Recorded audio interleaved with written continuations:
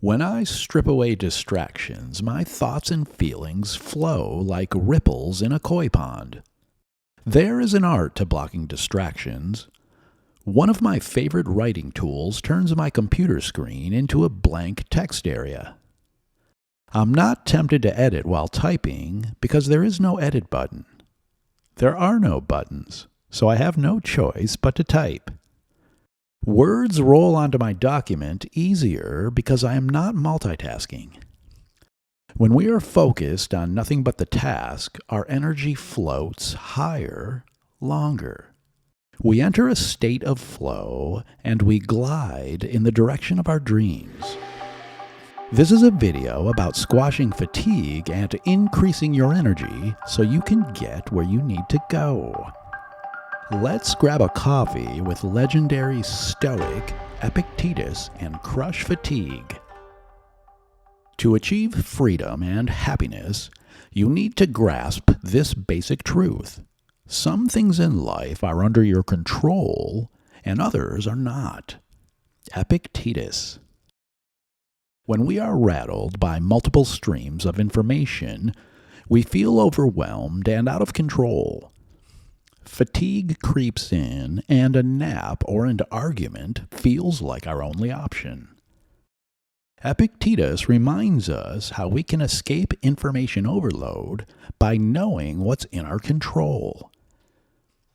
Productivity tool notifications.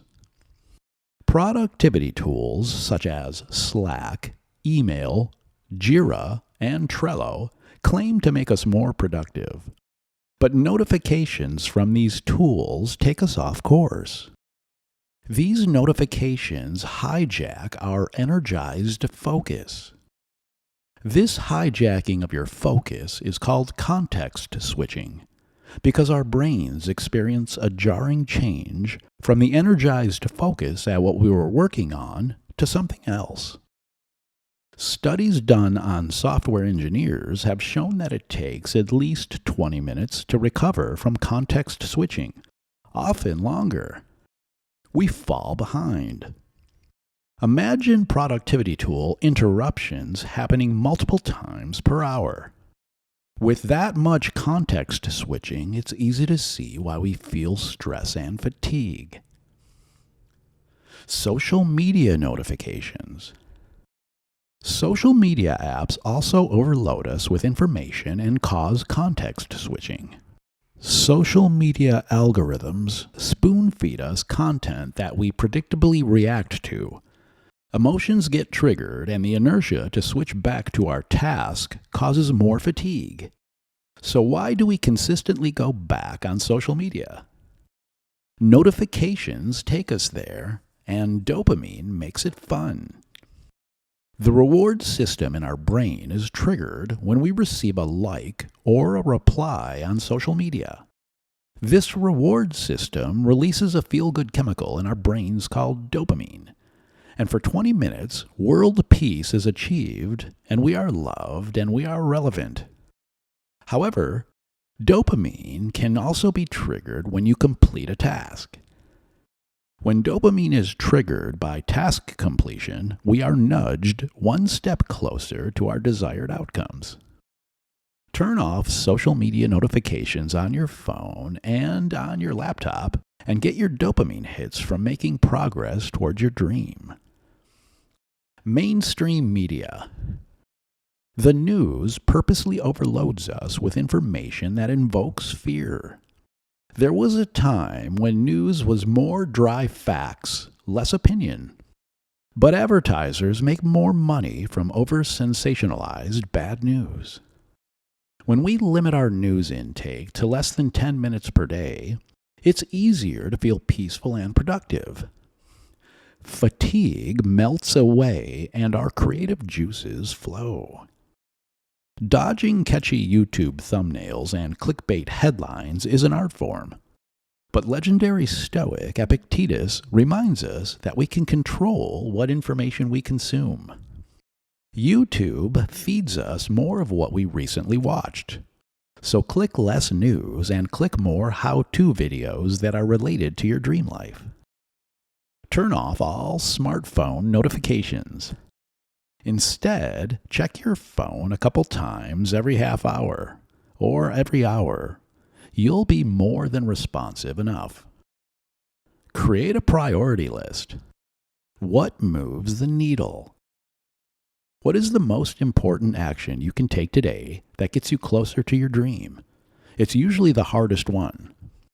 Even better, break it down into smaller 10 to 20 minute tasks. Do the hardest one first thing in the morning. When we start our days with the task that moves the needle most, we're most likely to complete it.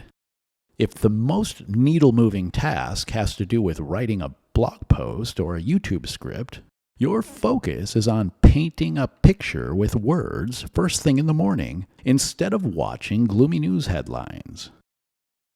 Only check email a couple times per day. Email will suck you down into a rabbit hole of information overload and context switching. If Epictetus had an iPhone, he'd remove all notifications from it.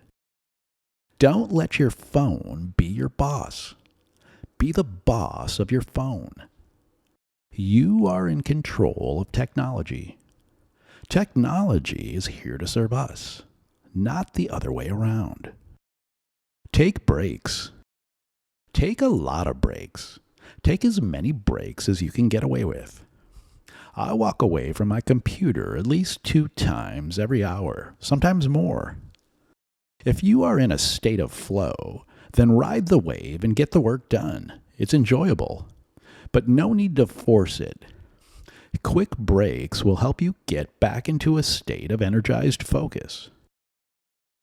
Embrace ADD.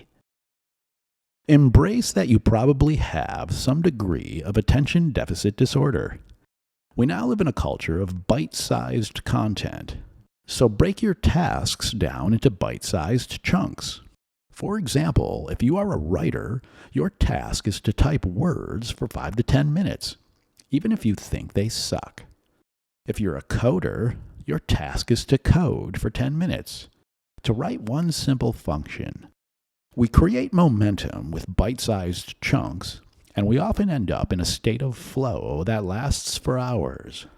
At worst, we make progress, and doing a little each day adds up to big results. A little fatigue is good for us. Physical fatigue from exercise is what makes us grow stronger.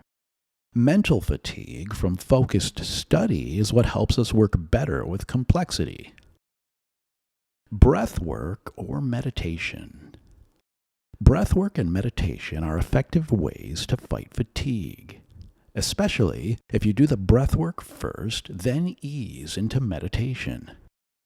Something about this combination gets us high and melts away unnecessary thoughts. This powerful exercise helps us glide. Exercise. Science has proven that our minds and bodies are connected. When we exercise, we actually fight mental fatigue. Set healthy boundaries. Set boundaries with friends, partners, and coworkers. Tell them tactfully that you are working certain hours. Let them know that they're important to you and schedule time with them so they know it. We squash information overload and fatigue when we focus on what we can control. Epictetus teaches us that knowing what we can control gives us the key to happiness. When we understand how to control what information we consume, we focus on what matters to us and on what matters to our loved ones. We make our lives better. We make our loved ones' lives better. We make the world better because we are focused on creating instead of consuming. I can't think of anything more important and satisfying than living the best life possible. Because at the start of the day, it's just coffee.